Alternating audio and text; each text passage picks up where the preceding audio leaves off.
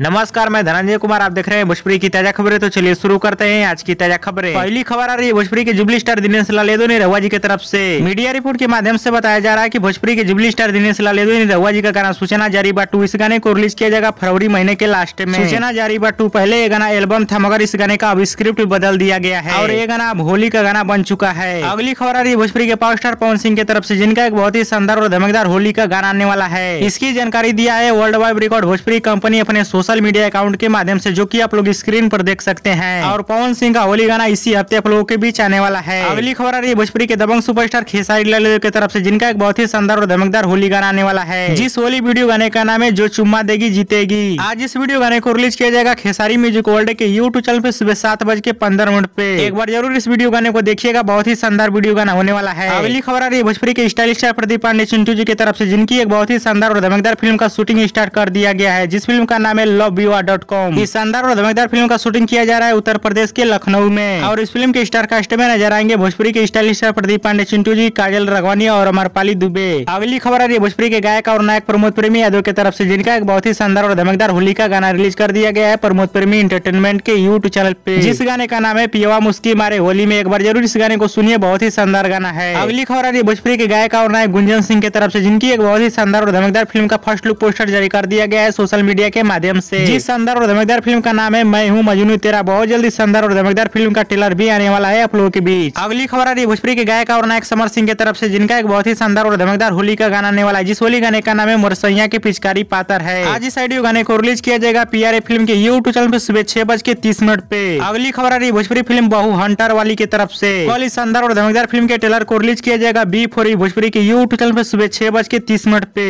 और दोस्तों, आप लोगों की आज की ताजा खबर कैसी लगी नीचे कमेंट बॉक्स में जरूर बताइएगा, और इस वीडियो को ज्यादा से ज्यादा लाइक करे, कमेंट करे, शेयर करे, सब्सक्राइब करे। धन्यवाद दोस्तों।